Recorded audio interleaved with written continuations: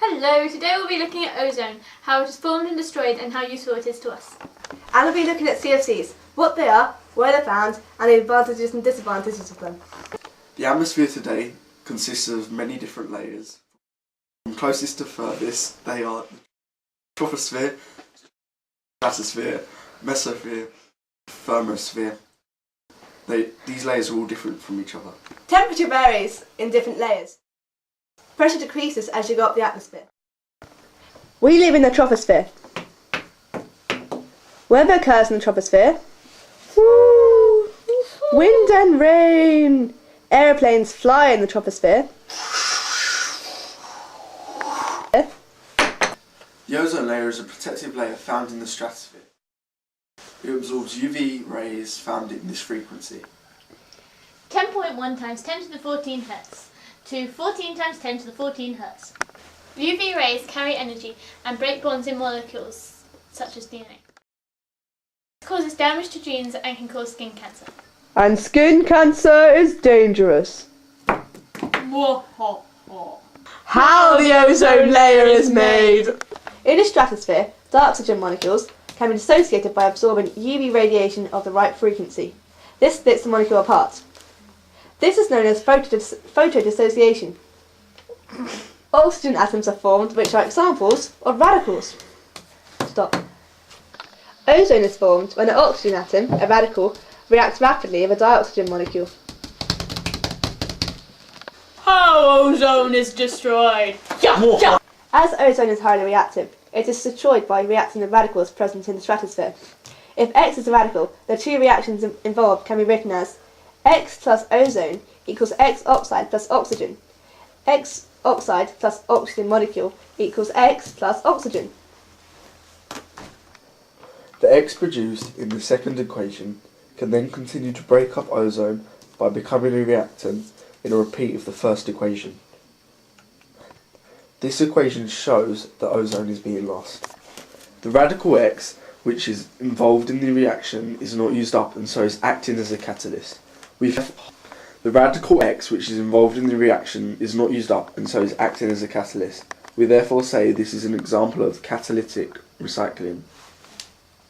The radical X could be hydroxyl radical, formed from water. It could be nitrogen oxide, formed in internal combustion engines, or it could be a chlorine radical, produced from the breakdown of CFCs. Not to forget chlorine oxide radicals, which come from chlorofluorocarbons. Why is the destruction of ozone a problem? Ozone absorbs UV radiation, which is damaging to skin. UV radiation can pass through the troposphere and the risk of skin cancer will increase. Increased amounts of UV radiation can affect species such as plankton in the oceans. This will affect the entire food chain. This will also affect the weather. Changes in the amount of UV radiation reaching the Earth will change the temperature, and that will change the weather. C's! Okay. CFCs are compounds of chlorine, fluorine and carbon. There are several differences in CFCs. One of them is boiling points. This versatility makes them very useful in many products. CFCs used to be used in fridges and as blowing agents in plastics and as propellants in deodorants. CFCs are useful in these products as they are very unreactive, have a low toxicity and have a low flammability. CFCs are so unreactive that they break down extremely slowly in the atmosphere.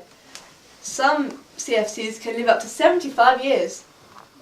CFCs can easily make it into the stratosphere. The sun's UV rays are intense enough to disassociate some CFCs, producing chlorine atoms. These chlorine atoms catalyse the destruction of the ozone layer.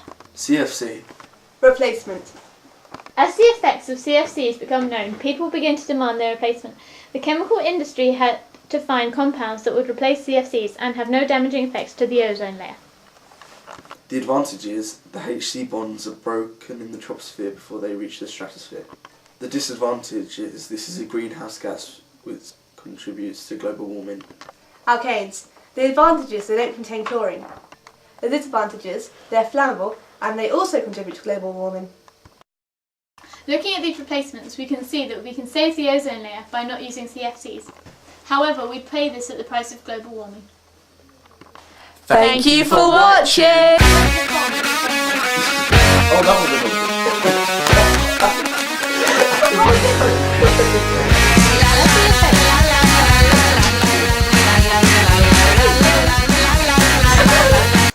was Now.